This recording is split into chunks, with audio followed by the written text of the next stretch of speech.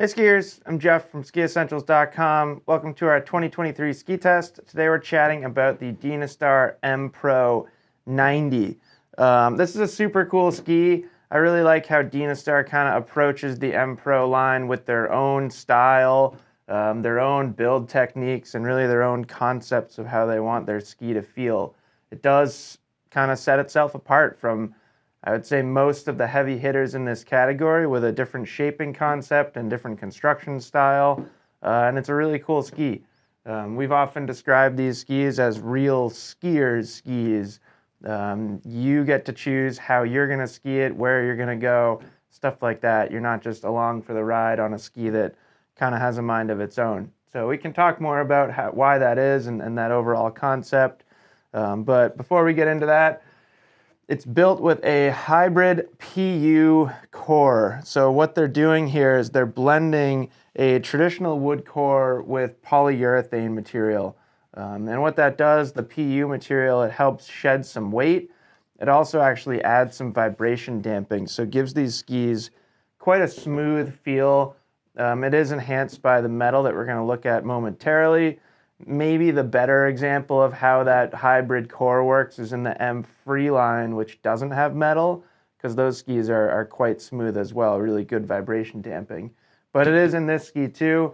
And then I mentioned that metal, and you may be able to see it on this ski that's propped up, but we have Titanal rocket frame in these skis. So if you think of like the Apollo rockets and the shape of that, that's basically how the metal is shaped. So up here in the forebody of the ski, you get this kind of tapering, pointy strip of metal that gets narrower and narrower and narrower as you go up in the ski.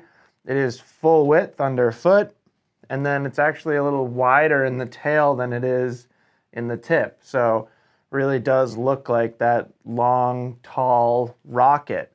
And that construction pretty much mirrors the shape of the ski as well.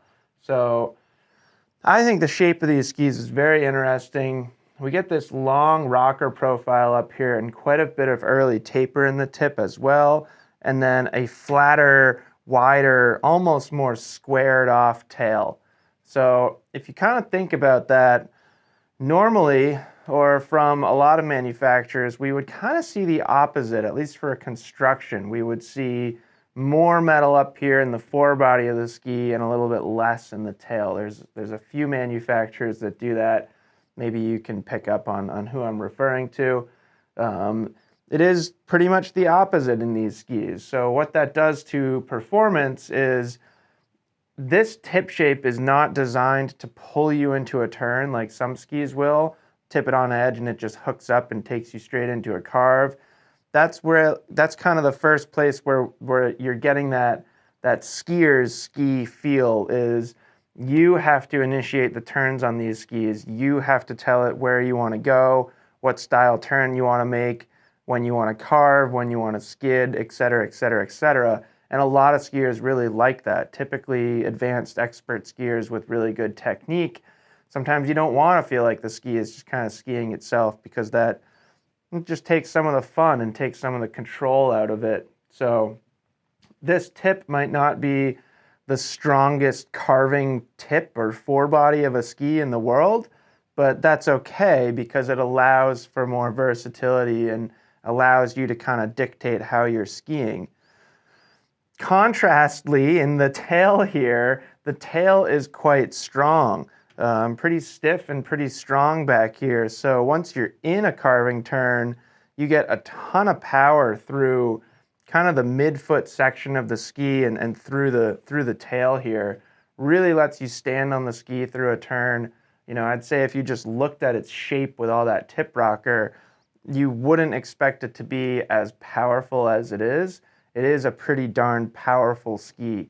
When you take it off trail, again, that tip shape really gives you a lot of control in how you're varying your turn shapes. But you do need to be a reasonably good skier, because there is some unweighting of the tail required, particularly if you're trying to make a lot of short turns through technical terrain. It's not just going to slide and slip and smear from side to side. It does require you to kind of unweight the tail back here and pick it up like a like traditional skiing technique, which again, that's kind of where that it being a skier's ski comes into play, is you have to do the skiing on it.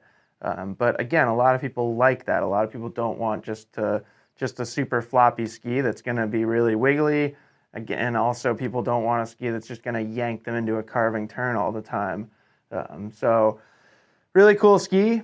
I do think it's best for advanced expert level skiers. I think a athletic intermediate would do just fine on them, as long as you're kind of aware of the strength of the tail back here. And I also think the 90 is a little bit easier to ski than the 99. Just quicker edge to edge, a little bit lighter, less mass, that kind of stuff.